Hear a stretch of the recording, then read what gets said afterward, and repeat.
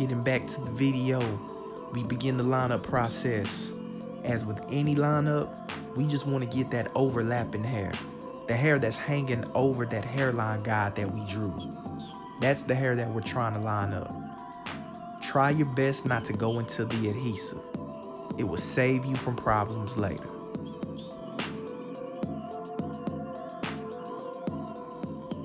This is my starter edge up. I'm just really trying to frame his face right now. This is not the end all be all of my lineup. I will continue to touch up the area as I add enhancements and so forth, as I will demonstrate for you. Be gentle while you're edging the hair up. You're gonna hit this area a few times. Multiple times you're gonna go back and touch up your work with the lineup. As you add enhancements and so forth, you'll need to do so. So be gentle. We do not want any abrasions caused by overheated clippers or pressing down too hard. Keep this in mind. We do not want that type of trouble. We want a complete natural appearance. That's why I trim the hair down around the hairline. To me, this gives more of a natural look. It makes the hairline pop, and it really just polishes the look overall for the hair unit. No enhancements have been added or anything to this unit at this point. This is how you want your units to be. You want them to look good and natural without enhancements, okay? Remember, you do not want that hairline to be too thick. Trim it down. You want it to look nice and natural. After trimming the hair around the hairline, I felt it was necessary to line up the hair again to prep for the enhancements I'm about to add. The first enhancement I use on any hair unit is my airbrush color. I'm using G14. It's from Polished Barbershop. Check out their page. I put it around my transition areas as well. Don't use too much color and do not get too close. I don't care what color you use. Do not get too close. That's never a good thing with these hair units. G14 pretty much gets applied everywhere, but when I say everywhere, that doesn't mean to get too happy with the color. Please do not use too much color. With G14, after they start to sweat and they had it in their head for a while, it starts to look really muddy. That's one reason why you don't want to use too much color. You want to use a moderate amount, but not too much. The same way with fibers. Do not use too much, just a moderate amount.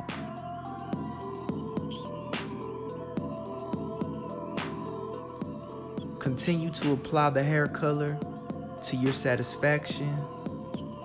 Use your eye. Remember that. Always use your eye. I want you guys to apply these principles that I've laid out for you with these hair units. But I want you guys to be comfortable enough to come up with your own style. Okay? This is about you. I'm just giving you the blueprint. Now it's up to you to take it and make it your own. When applying the hair color, please make sure it's not too dark. When it gets too dark, it starts to look very unrealistic, like shoe polish, the Beijing. We do not want it to look like that. We want it to look good and natural. This is a hair unit, not a hair dye. Apply the hair fibers as well on top of the color. Always do it on top of the color and always apply at a distance. Please do not get too close. You can get that fake look again like we was mentioning earlier. You do not want it to look like shoe polish, the Beijing, or just a bad hair dye. We want it to look good and natural. With hair fibers, I look for any area that lacks density, and then I apply from there. That's really the principle with the color as well. Any area that lacks density, that's where you apply. That way you don't apply too much and you get a good natural appearance. So keep this in mind. Any areas that lack density, that's where we try to apply the hair fibers.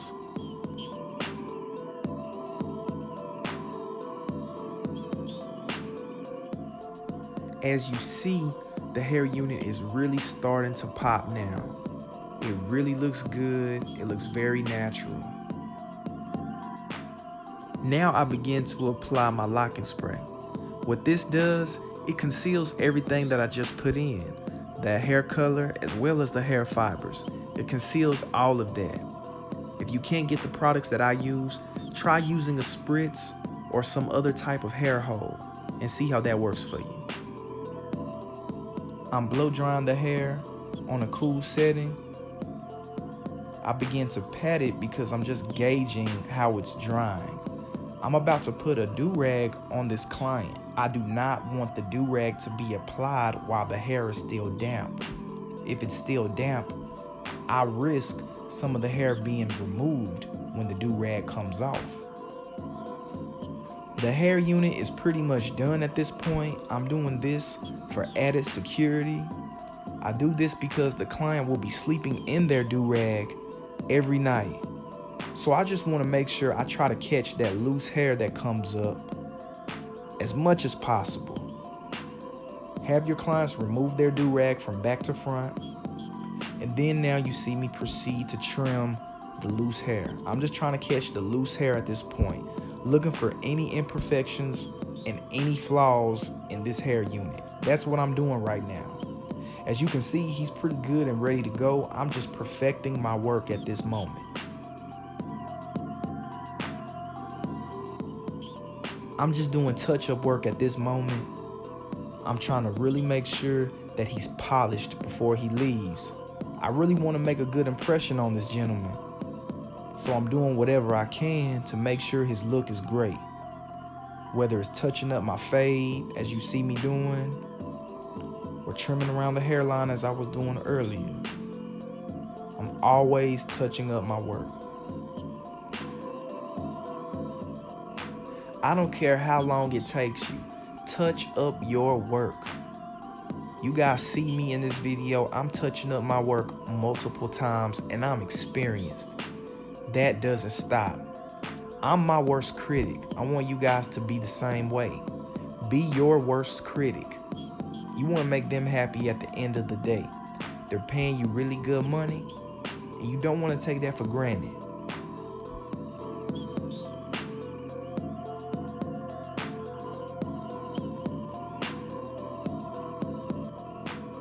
I'm just touching up that hairline, making sure it looks really good for them. Looking for any flaws. I see that corner I don't like. I think it's a little too bulky. I gotta take that corner down. Hope you guys can see what I'm seeing. But right in that corner, I wanna take that down. I think it's a little too bulky for me. I want it to be a little smoother. Now I begin to use the razor. It's pretty much the same way as with any other haircut. You do not want to go too deep into the adhesive. Always remember that. We just want to stay on those edges.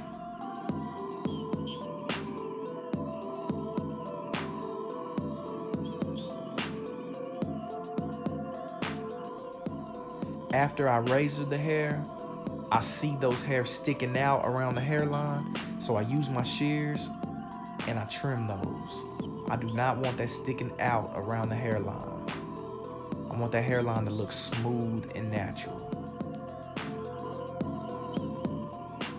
Always remember, a good haircut is the foundation of a good hair unit. You gotta have them both together for it to look good and natural.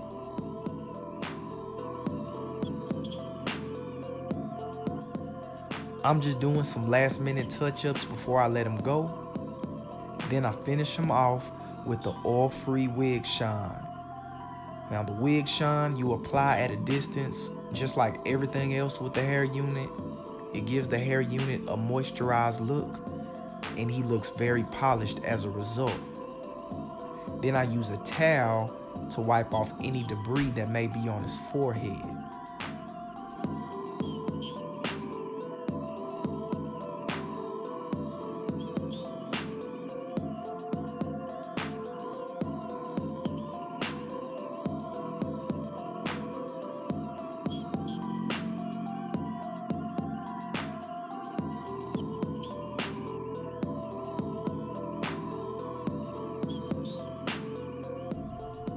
Show the client their transformation.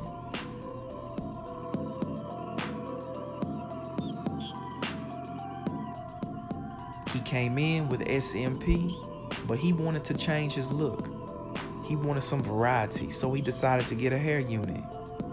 And this is what we gave him. He was very pleased with the look, and now he's ready to hit the streets. Remember, there's 2 ways in which you can do these low hair units.